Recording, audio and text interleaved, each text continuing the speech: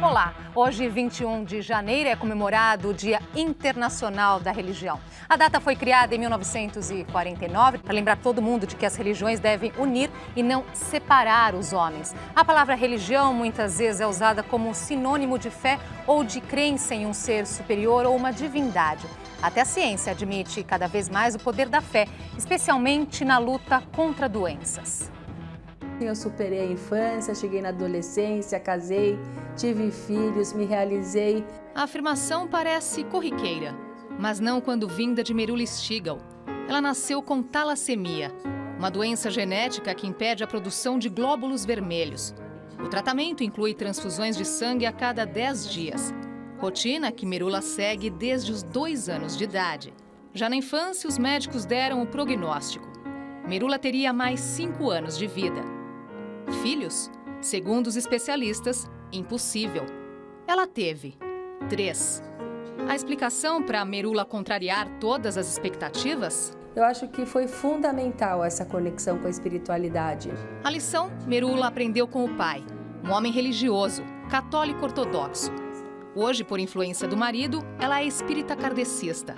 É na religião que encontra as respostas. A causa talvez fosse um mau uso desses órgãos numa existência anterior. Uma análise de 42 estudos norte-americanos mostra os benefícios de quem frequenta cultos religiosos. Aumenta em 29% as chances de viver mais.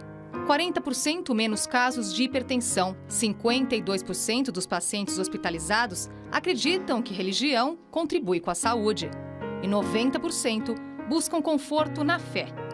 Quando a pergunta é sobre felicidade, 43% das pessoas que têm religião se declaram mais felizes. O número ficou em 26% entre os ateus. O Dr. Paulo de Tarso Lima estuda a medicina integrativa, uma prática que surgiu nos Estados Unidos na década de 1970. Baseado nela, ele afirma aos seus pacientes no Hospital Albert Einstein: o poder da cura está também nas mãos do paciente. Identificando qual é a crença do paciente, eu posso, como médico, legitimar a associação dessas práticas, dessas instâncias de fé e espiritualidade conjuntamente com o tratamento e com a convivência da doença. A fé cura? A fé cura no sentido de trazer essa possibilidade de ter bem-estar, de ter saúde, mesmo com a convivência da doença, mesmo com a proximidade da morte, por exemplo. Para debater sobre Deus e fé nesse Dia Internacional da Religião, convidamos Daniel Sotomayor, presidente da Associação Brasileira de Ateus e Agnósticos, e também recebemos o filósofo e educador Mário Sérgio Cortella. Participe e mande suas perguntas através do nosso portal de conteúdo via Twitter ou pela nossa página no Facebook. Os endereços estão aí na sua tela. Muito obrigada por terem aceitado o nosso convite. É um prazer estar aqui. Bom, para colocar aqui esse debate, vamos começar com a pergunta direta e reta. Cortella, você acredita em Deus? Olha, a ideia de Deus ela é muito variada, porque você sempre precisa usar a expressão entre aspas. Não existe só a ideia de Deus. Pode ser no plural, pode ser deuses, pode ser deusa, variará na história humana. Pode ser uma força, pode ser uma crença na própria energia humana. Aquilo que se chama de uma força que é superior e anterior a nós pode ter vários nomes. Se você disser, se eu acredito em Deus, eu teria que te retornar a pergunta dizendo qual deles e de que como é. Acredito eu, Cortella, em alguma força que faz com que a vida não seja mera biologia, mera materialidade? Sim. Essa força pode ser denominada Deus por alguns. Outras pessoas não têm esse tipo de percepção, nem precisam ter. Mas, de maneira geral, na história humana, não há nenhuma sociedade, nenhuma, em que a presença de crenças não tenha sido possível. Existe também, é óbvio, a possibilidade de não ter esse tipo de crença. Por outro lado, a ideia de religião em si, ela é algo que é muito recente, né, no nosso tempo histórico. A organização de cultos, de ideias, de pessoas. Por isso, de novo, acredito eu numa força, que a vida não é uma banalidade, sem dúvida. Pode chamá-la de Deus? Acredita em uma força, então, Sim. superior. Pode chamá-la de Deus? Posso. O Daniel não chamaria, né? Portanto, a lógica em si é a lógica da pessoa.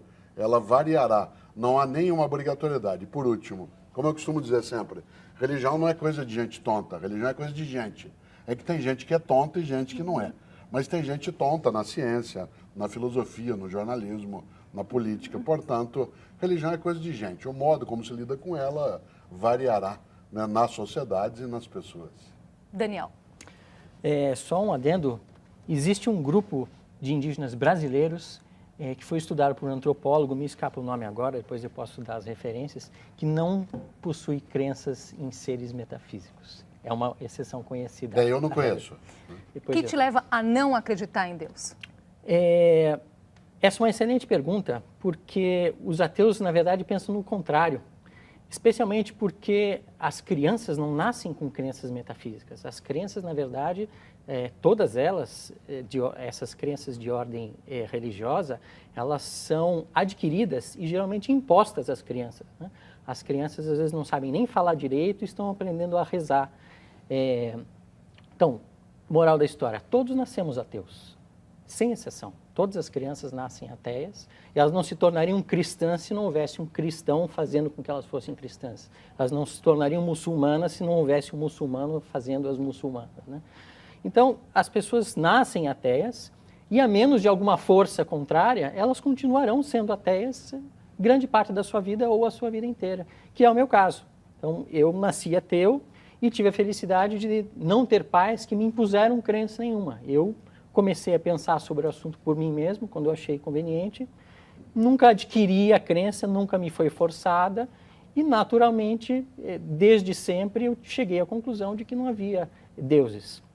Na verdade, esse é um caminho um pouco diferente da grande parte dos ateus, porque este é um país de maioria religiosa. Então, a maior parte das crianças não tem a opção de ser ateia depois que nasce e acaba depois voltando ao ateísmo, né? No Brasil, a imensa parte dos ateus, ele saiu do ateísmo, foi doutrinado e em algum ponto da vida começou a refletir sobre o assunto e voltou ao ateísmo. O que dizer dessas pesquisas, como nós vimos aí na reportagem, dessa relação de religião, de alguma crença com a saúde? De dizer que fica mais fácil de enfrentar problemas? A primeira coisa é que a gente não deve confundir religião com religiosidade. Religiosidade é uma percepção de que a vida tem fontes e forças que não dependem exclusivamente da nossa materialidade. Isto é, que há um sentido para aquilo que fazemos que não se esgota na mera biologia, na mera vida celular. Existe algo que ultrapassa, né, aquilo que é o nosso óbvio no dia a dia. Não é só nascer, crescer, né, desenvolver-se e morrer. Portanto, não é algo inútil. Nesse sentido, muita gente tem religiosidade, mas não tem religião. Religião é quando você pega a tua religiosidade com um grupo e a canaliza numa direção. Umberto Eco, que é um estupendo ateu, né, um escritor italiano de altíssimo nível, vivíssimo, e que é um ateu de alto nível, ele um dia debateu, isso se tornou um livro, com um grande teólogo católico, Dom Carlo Maria Marini, que já morreu, foi bispo de Milão. Isso resultou num livro ótimo, chamado Em que creem os que não creem. Em que creem os que não creem. Isto é, em que creem quem não tem uma religião específica. Aí eu volto à tua questão. Pode ser que uma pessoa ela não tenha religião, mas ela tenha religiosidade. E isso dá a ela ânimos da alma, da força da vida, para que ela acredite que ela não será vitimada por aquela doença. De que ela conseguirá, em nome até de algo que é maior, a amorosidade, o cuidado com a família, a capacidade de interação com o mundo, de ir além daquilo que a acomete naquele momento. Por isso eu não tenho a menor dúvida de que há religiosidade, não obrigatoriamente uma religião, mas há religiosidade, isto é, um espírito de que a vida ela não é banal, faz com que, se eu tenho essa percepção, que eu não quero entregar a vida. Nesta hora, falando de doença, se eu não quero entregar a vida, é sinal de que eu vou lutar. E se eu vou lutar com as minhas forças internas. Sejam elas de fonte religiosa, sejam elas marcadas pela religiosidade, e eu vou ganhar mais energia. Alguns dirão, é a religião, é a oração. Essa é uma questão de crença. Outros dirão, como disse o médico na matéria, a pessoa tem um estado, um ânimo, né, que é maior. Eu não tenho dúvida de que ajuda. Que a religião em si, vários cientistas, e o Daniel sabe disso, procuraram cercar na nossa área cerebral se haveria algum local, né, em que isso é ativado quando a gente tem uma crença religiosa. Mas ainda são passos muito mais no campo da religião do que no campo da ciência. O Cortella diz aí que tem essa questão da crença para dar esse ânimo aí. No caso do ateu, no seu caso, de onde vem, então, essa força e esse ânimo, Daniel? Primeiro, eu gostaria de discordar aqui do colega. O que os estudos podem apontar, no máximo, uma correlação. Infelizmente, esses são assuntos complexos que a gente tem que analisar com muita calma. Então, o que um estudo desse pode verificar? Ele pode verificar duas populações com características diferentes e dizer, ó, essa população tem as características A e B, e essa população, por exemplo, crentes têm determinados índices de saúde, de felicidade, e outros descrentes têm outros níveis de saúde e de felicidade. Então, muito bem, pode ser que haja uma correlação. Agora, será que existe causação, né, quando um é efeito e o outro é causa? Isso não tem como saber. Você pode fazer um estudo de causação quando você tem um medicamento. Então, você pega uma população e dá o medicamento, pega outra população, não dá o medicamento, vê como as duas progridem e compara. E não tem como você fazer esse tipo de estudo com a religião. Você não pode pegar um grupo de 100 pessoas, dividir 50 e 50, 50 eu vou doutrinar. Ainda. Nem vai ter. Ciência é sempre ainda. Duas palavras que não se aplicam à ciência é nunca e sempre. Eu posso falar nunca, a não ser que no futuro tenhamos um governo fascista que pegue um grupo de 50 pessoas e imponha o cristianismo a essas 50 pessoas e as outras 50 religião, não. Daniel, estou falando de ciência. Estou falando dos estudos para falar sobre isso. A expressão nunca e sempre. Discordo em religião novamente. ela existe. Tem gente religiosa que diz nunca ou sempre. Mas em ciência, do que eu sei, não existe a expressão nunca e sempre. Eu concordo com você, não haveria por que não fazê-lo. A menos de um que comitê ainda não de há um ética. estudo. Mas isso não significa que ele não haverá. Por uma razão, a ideia de uma força religiosa, com todo respeito a quem não a tem como crença, ela não é uma impossibilidade, ela é uma improbabilidade, para ser mais direto. Deus não é impossível, ele é improvável. Mas estamos Isto falando não de pode outra ser coisa. provado. Estamos falando de outra coisa aqui. O que eu estou dizendo é sobre a possibilidade de criar um estudo que determine se a crença gera saúde ou não. Para fazer isso, eu teria que forçar uma parte da minha população a ter uma crença e comparar como essa população se Tem várias perguntas aqui chegando para vocês. O Jorge Júnior, vocês acham que as religiões humanizam ou desumanizam mais o ser humano por conta de suas diferenças? Dependerá. Você tem religiões que são benéficas, a capacidade de fraternidade, e outros que não o são. Assim como a gente tem isso em partidos políticos, nós temos isso em agremiações, nós temos isso em associações. Você tem várias associações de pessoas ligadas à condição religiosa e outras contra a condição religiosa que podem ser maléficas ou benéficas. Né? Como foi lembrado aqui, falava agora, né, o Daniel em relação a um governo fascista ou até nazista, né, que pudesse impor a uma população uma obrigatoriedade de fazer. Várias pessoas ligadas ao mundo da ditadura, seja onde fosse no mundo, tinham percepção religiosa. Né? Você tem também muita gente que não tem uma convicção religião específica e que faz o bem. O que eu quero dizer com isso? Não é a religião em si, né, como uma ou outra, mas é o modo como esse uso pode ser colocado. Há várias práticas religiosas que estão altamente benéficas na prática da convivência. Se elas têm por trás a ideia de uma divindade poderosa, que é pai ou que é carrasco, aí é uma questão de escolha. Né? Por exemplo, os indianos, os hinduístas, no caso dentro da Índia, têm mais de 300 milhões de divindades. Nós estamos habituados muito à ideia de um monoteísmo, de uma única divindade, que na origem é muito mais uma monocracia, isto é um Deus que tem o poder exclusivo, né? E não aquele que é uma teó, no caso uma teocracia. Faz mal a religião que quer diminuir as pessoas, pode fazer bem aquela que quer elevá-las. Não ter religião é bom? Essa é uma percepção que o Daniel, sem dúvida, sabe defender. Eu acho que não necessariamente. Eu acho que ter religião pode ser bom ou ruim a depender daquilo que se terá. O Daniel tem argumentos, o grupo que ele pertence, né, é capaz de trazer situações em que não ter religião tornaria a pessoa mais livre, outras não. Olha só, o JC Debate foi ouvir a opinião das pessoas em Salvador. O que elas pensam sobre Deus? A reportagem é da TV Baiana. O que me leva a acreditar em Deus é todas as coisas boas que acontecem na vida da gente. Deus é tudo isso aqui. Sem Deus, nada disso estaria acontecendo, é óbvio. Só essa natureza que está aqui, esse mundo maravilhoso que ele criou para a gente, a vida, a existência da humanidade, é a prova perfeita da existência de Deus. Só o fato da gente amanhecer todos os dias, você ter isso tudo, né, que a gente tem para a nossa vida, já é uma prova clara, concreta. Deus representa tudo. É o pilar ali que sustenta a família, que sustenta o dia a dia nosso, né? Eu já estava em estado terminal e eu orei ao Senhor, pedi para que Ele me curasse e Ele me curou. Então, assim, eu sou uma prova viva de que Deus existe. Aí em Salvador as pessoas ligaram muito essa questão aí de Deus à natureza, né? Olha só, olha aqui ao redor como é que pode não existir alguma coisa, Daniel. Bom, antes só terminar a questão da religião humanizar ou desumanizar, como todo comportamento social, a religião é uma coisa complexa, é difícil se pegar e dar uma resposta única numa palavra só. Mas eu vejo que, de maneira geral, a religião desumaniza as pessoas, né? Ela, especialmente os monoteísmos, como o cristianismo e o islamismo, eles são uma cultura de morte, né? O símbolo do cristianismo é um símbolo de tortura, que vive, o cristianismo não existe sem pensar numa segunda vida, né? Que seria depois da morte, né? E eu acho tão curioso que as pessoas que dizem acreditar profundamente no cristianismo se apeguem tanto à vida, né? Até o Papa, que seria o representante de Deus na Terra, vive atrás de 2 centímetros de vidro blindado porque não quer ir para o céu. Eu acho muito esquisito isso. Acho que não tem como a gente não lembrar aqui o que está acontecendo aí recentemente, que é a questão da religião levada ao extremo, não é, Cortella? O que aconteceu lá na França, o que aconteceu na Nigéria ali com aquela menina de 10 anos usada como homem-bomba, isso é o extremo, né? Então, veja só, os latinos, há 2000 anos, faziam uma distinção entre fanus e templum. Templo era o lugar da prática religiosa. Fanus era o lugar de culto onde se podia perder a razão. Por isso a expressão fanático. O fanático é aquele que tem uma crença qualquer, normalmente de base religiosa, na qual ele tem uma convicção.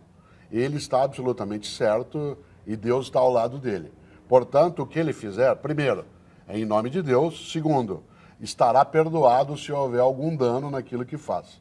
Por isso, o fanatismo, em qualquer área, ele é perigoso, mas na área religiosa ele o é mais ainda. Afinal de contas, quando você é fanático, como alguém que torce para um time de futebol ou que defende determinado partido político, você ainda não tem a ideia de que talvez exista uma força que manda e que cria e que vai te absolver de tudo que você fizer. Mas quando o fanatismo religioso vem à tona, ele é absolutamente perigoso, porque ele faz com que a desrazão, ela venha à tona. Tem uma marca de irracionalidade. Por quê? É a ideia de entrega, de abandono a uma causa religiosa e, portanto, tudo fica justificado. E nesta hora, claro, que se qualquer fanatismo ele é absolutamente desnecessário, o religioso, além de desnecessário, ele é perigoso.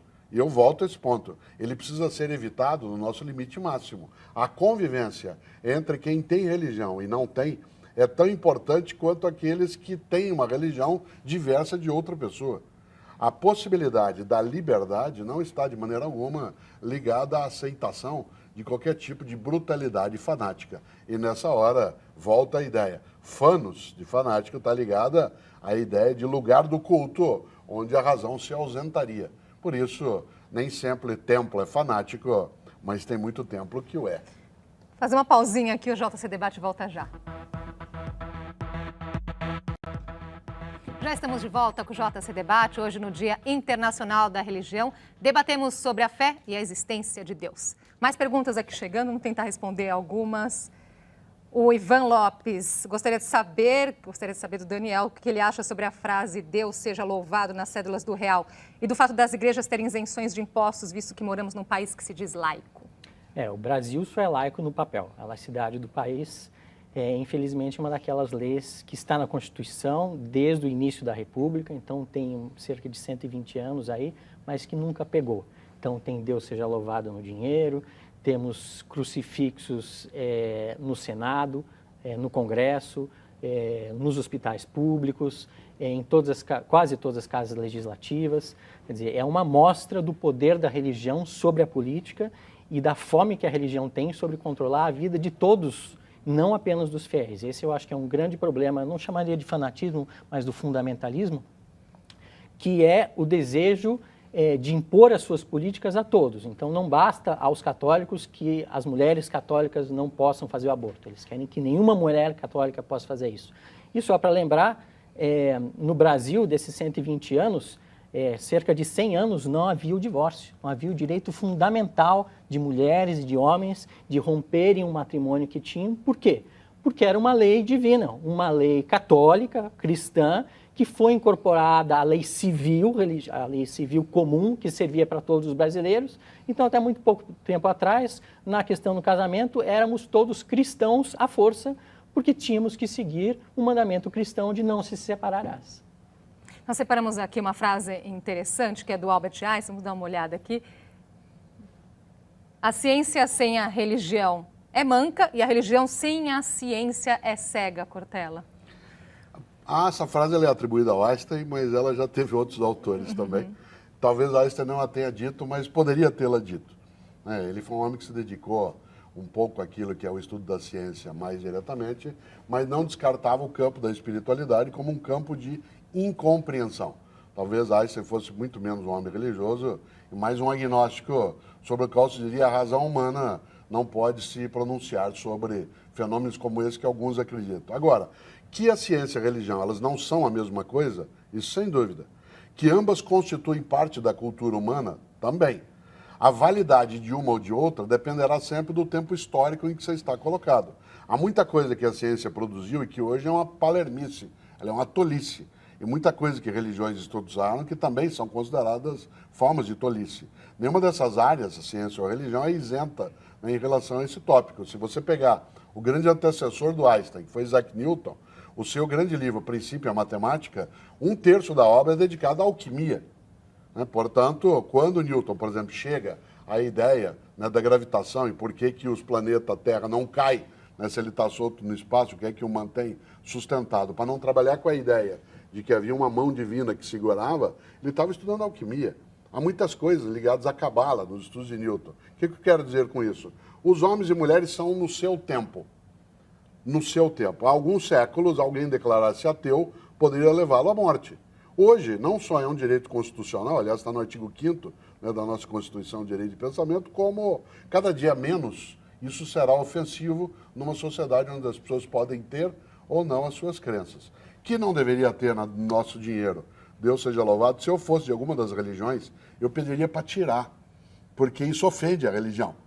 Ofende, a religião está lá no dinheiro, assim como na nota de dólar está em God We Trust. Aliás, deveria ser em Gold We Trust, mas está em God We Trust. Quer dizer, eu, se fosse de alguma religião, eu mandar tirar, pedir para tirar, não dá para deixar duas coisas conectadas desse jeito. Vamos ouvir agora um depoimento de uma pessoa que não acredita em Deus, é a Ludmila Fernandes.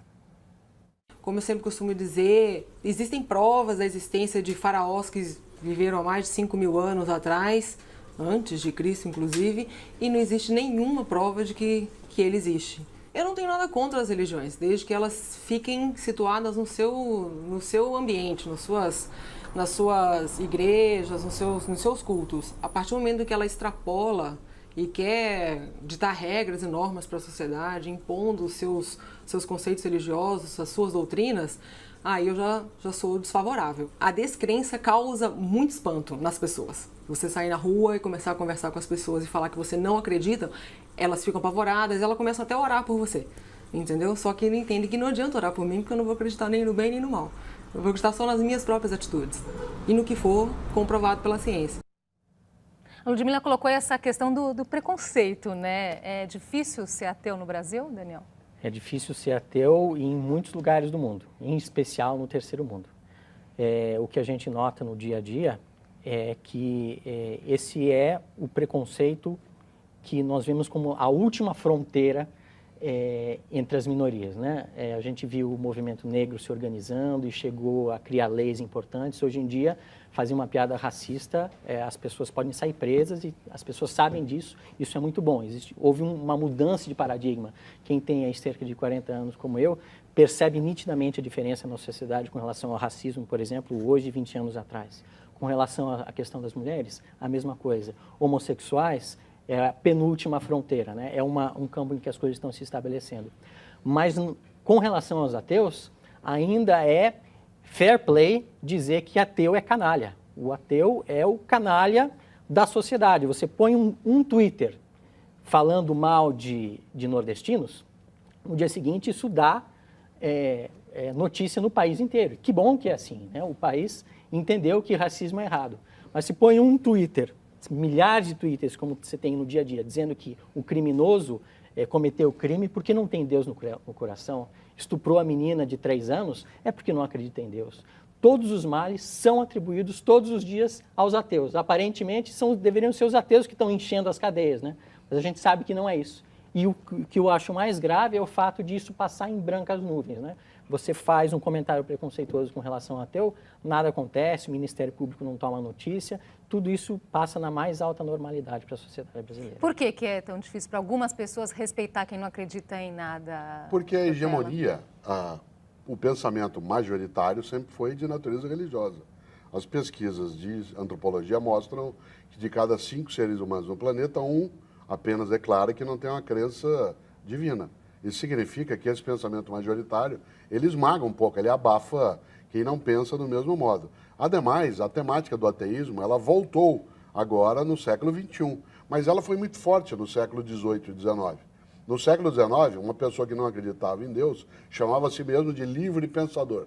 Livre pensador. E nós temos, por exemplo, em toda a estrutura, antes até no século XVIII, no iluminismo francês, filósofos como Voltaire, como Diderot, D'Alembert, que defendiam também essa percepção. A França é, na origem, a pátria da possibilidade da não crença obrigatória. O que eu gosto de imaginar, e aí eu concluo, é que nós estamos vivendo numa sociedade em que crer ou não crer é uma escolha, e ela precisa sê-lo. Eu não posso ir em busca à caça de quem não acredita em nada, como também não posso ir em busca à caça de quem em algo acredita. Isso é uma violência em qualquer polo. O que nós temos é que extinguir a violência da convivência e admitir, menos ainda, que ela seja movida por uma questão de fé em algo que pode existir ou não fé em algo que não pode existir ou não. Portanto, ver para crer ou crer para ver é uma escolha. Daniel. Eu acho que, sem dúvida, a questão da maioria versus minoria é algo que traz o preconceito à tona, mas o que eu gostaria de chamar a atenção é que diversas outras minorias já se organizaram e a sociedade já entendeu que, porque o sujeito é negro, ele não é burro, ele não é mal cheiroso, então isso está internalizado na sociedade, mas isso está completamente longe de ser internalizado no caso do ateísmo. Muito obrigada pela conversa de hoje, o nível da conversa de hoje. Até a próxima oportunidade. Obrigado. É um prazer. Nós chegamos ao